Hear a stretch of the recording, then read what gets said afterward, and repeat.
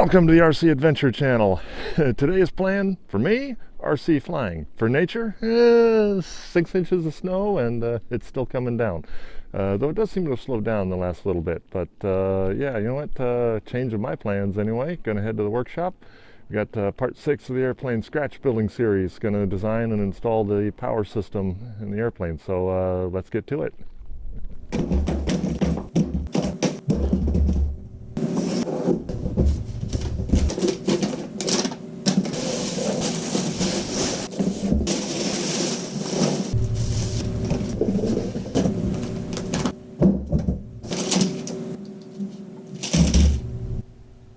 The first question that you need to answer when you're designing the power system on your airplane is how much output power do you need? I like to use a simple rule of thumb that if it's a trainer or a Cub-like scale airplane, I use somewhere between 80 and 100 watts per pound. If it's a sport airplane like I'm building now, I shoot more for 150 watts per pound. And you know, if it's unlimited aerobatics, then just cram as much power as you can in there because, you know, hey, why not? Now, if you're doing competition type flying, of course, you're going to want to check with the rules and see what restrictions that you might have there. In the case of this airplane, 150 watts per pound times an estimated ready to fly weight of 12 pounds works out to 1,800 watts. So I went with the E-Flite Power 32 brushless outrunner motor. I've been using this brand of motor for years. I've never had one go bad on me. They're very reliable. Yeah, there's probably some more powerful ones out there for the weight, but you know, this works good for me. They're rated for a continuous output of 650 watts, but they can peak just shy of 900. So times 2 motors works out to 1,800 watts that I need. Now that I know the motor that I'm using, and more specifically the amount of amps that it can pull, I can pick out the ESC.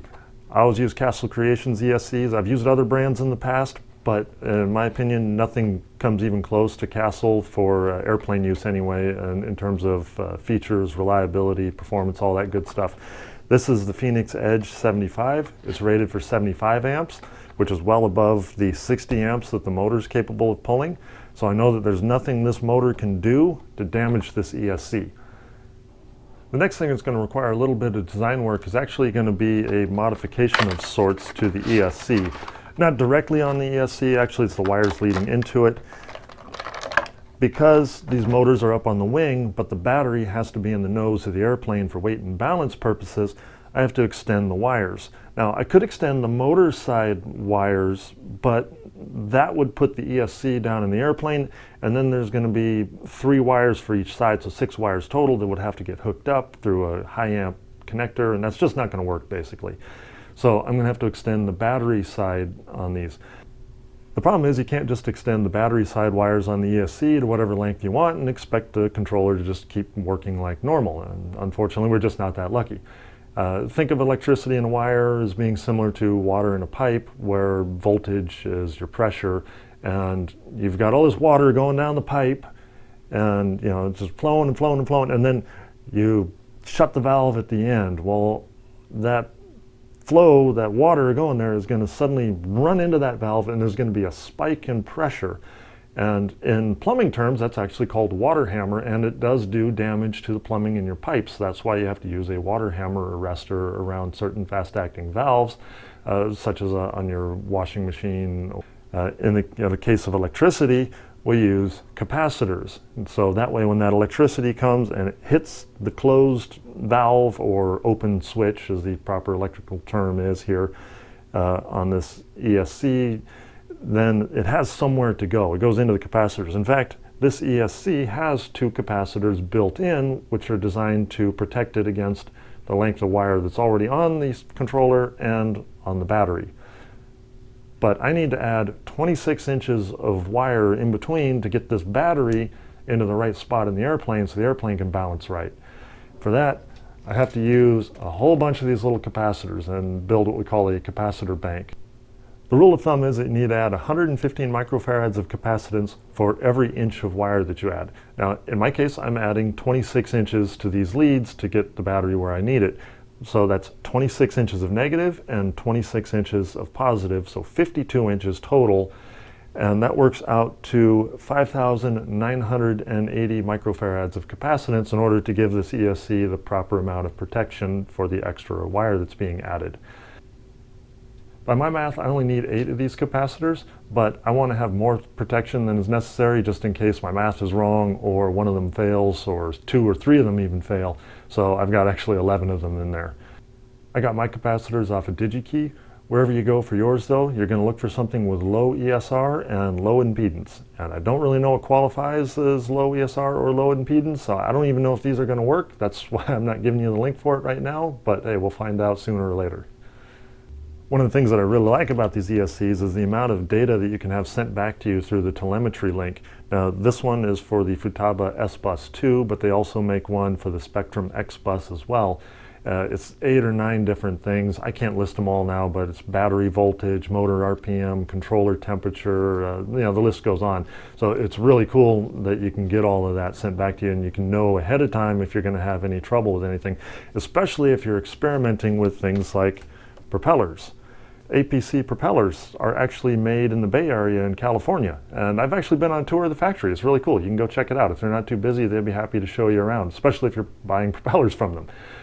Which, by the way, I always use APC propellers, not just because they're made in America, though that is a definite bonus to me, but also because I've found that these are the most efficient. I used to work for this company back in the early 2000s. We were designing and building UAVs, and I did a lot of testing on different model airplane propellers that were out there at the time, and I found that APC was the most efficient one, so that's why I always use them. The best way, though, to figure out what size propeller that the airplane is going to work best with, though, is to actually fly it and test it with different sizes and see what you get. And that's where the Castle telemetry link is going to come in handy. I can actually get scientific data back and compare one propeller to the other and see what happens.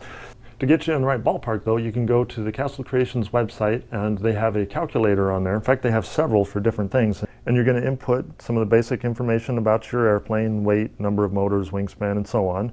And you get back all this really cool data that you can spend hours and hours nerding out on like I do. You can see here that we're well within all the limitations of the battery, speed control, motor, and all that, which is great. The flight time, however, is pretty short, so I'll probably need to go with a bigger battery. Scrolling down, you can see different motor RPMs and the throttle settings that's required to get them, as well as other estimated specs at those particular settings, including runtime. So it looks like I'm about 10 minutes if I keep it at 60% throttle, which may be possible, so we'll see. And for those of you that like to nerd out over the graphs, that's what we got down here. That's just one of dozens of combinations of motors, propellers, and batteries that I've run the numbers on. It's not the end of the story at all. In fact, it's really just a starting point. It'll give me a good idea of what to expect on that first flight. But in the meantime, let's put it all together.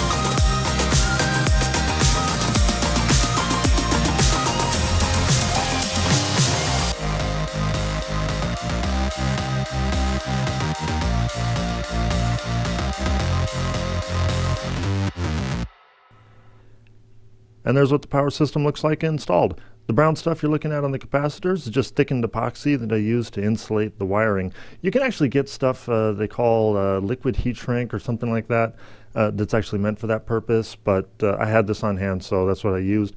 You can also see the power wires from the ESC going through the spar. They go to the center of the wing and then join together and down into the nose to a single connection. And it's time to power up the airplane for the first time. Got to admit, a little bit nervous on this one though. I know the motors and ESCs are good. They get checked at the factory. I've checked my wiring work about 3 times over, but this is the first time that I've put a capacitor bank in an airplane, and in this case it's actually 2 capacitor banks. So you never know for sure if things are going to work right until you've actually plugged it in. Plus, I don't know how this receiver and the telemetry system is going to interpret 2 different speed controls. I can't program any of that until I've powered it up. So enough putting it off, let's go for it. Here goes nothing.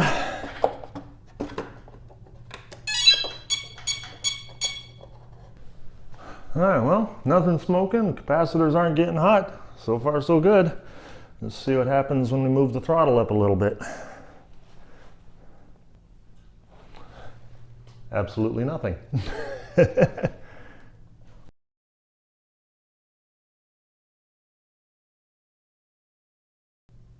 So why didn't it work right away? Well, mainly the goofball you're looking at right here is still learning a lot of new to me equipment, such as my Futaba 16 IZ radio. There will be a more in-depth review on this radio coming shortly, as soon as I learn all the ins and outs of it. Also, this is my first time working with a hobby-grade telemetry link, mainly the Castle Creations telemetry link for the Phoenix Edge ESC that I have in the airplane. I had to figure out how to configure that one. It takes the USB programmer to configure that link. Their Bluetooth programmer will not do it. So I had to go get one of these cards. This is the FieldLink portable programmer, but their regular USB V3, I think is the latest programmer, will also do the job. Also, the Phoenix Edge ESC in here has to be configured to work with the telemetry link, otherwise they don't talk to each other. It's not automatic like several other S-Bus products are, like the SPD3 or SPD1, I believe. Two main things I'm looking for. One, total amp draw. It's got to stay within limits. Number two is battery ripple, and that wears out ESCs, so the lower the better, though it does have to stay within 10% of the battery's voltage, which is 1.48 volts. Anything more than that can actually destroy the ESC pretty quick, but the lower the better, so if I can keep it within 5% of the battery's voltage, that would be phenomenal. One way to find out though, let's get to it.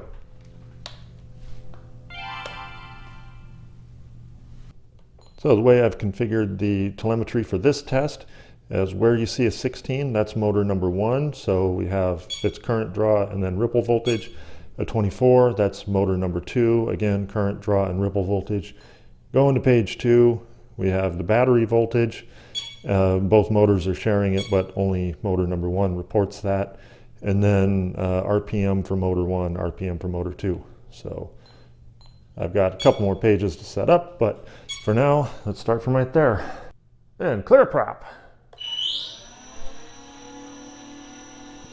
So the amp draw is going to stay at 0 until we hit 5 amps. And when we go to page 2 here, we see battery voltage still looks good. Also, I'm going to be looking at the motor RPM. They've got to stay pretty close to each other. If one side gets really high compared to the other, we can start having asymmetric thrust issues, but that looks pretty good. So let's go back to page 1 and let's start advancing the throttle slowly.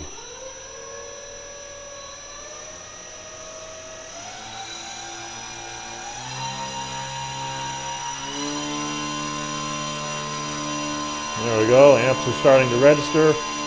Ripple voltage is still really low.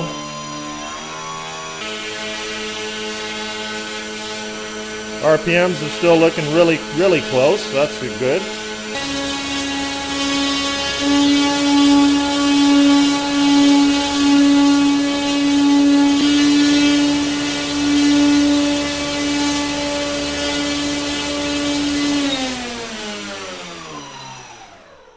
All right, so all that looked really good. The ripple voltage never got above 0.6 volts, so really happy with that. That's well within 5% of the max allowable ripple voltage. The highest amp draw I think I saw there was about 40 amps, so that's good. That's well within the 60 amp limit of the motors and 75 amp limit of the speed controls. And the RPM, I can't remember what that max number was now, 8,000, almost 9,000 RPM, and they never got more than about 100 RPM apart, so that's really good. One last thing we get to check out here, and this is pretty cool. I flip this little switch here, and then advance the throttle,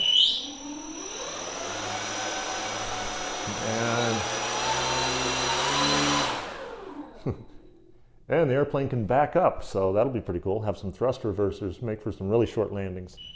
It's super exciting starting to see the airplane come to life like this, but before I can take it out for you, taxi test around the neighborhood, I got to do one more test in here, and that is a static thrust test, which is going to be done with this fish scale back here. The other end's tied off to the motorcycle, and that's what's been restraining the airplane the whole time. And basically I'm just going to record the max number off of that and then compare it against the calculations that I got earlier, and if those are pretty close, then I can assume that the rest of the numbers on the calculations are also really close. So let's get to it.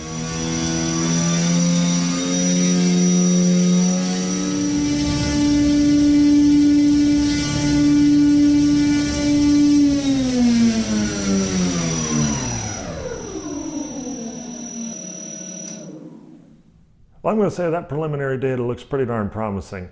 I'm going to go in the house, review it a little bit further, but actually I'm going to wrap this video up right here. Don't go anywhere just yet though. I'm going to throw in a little bit of video of my first taxi test at the end here. But if you like the video, go ahead and give it a thumbs up. If you want to see more like this, hit that subscribe button. The bell icon will let you know when the next one's ready to go. And if you want to see more content like this, check out my Facebook page. You know, there's things that I put up there that don't make it into videos. Sometimes it's behind the scenes stuff or extra little tips and tricks, that sort of thing. So there's a link down in the description. But hey, until next time, remember, the best airplanes are the ones you built yourself.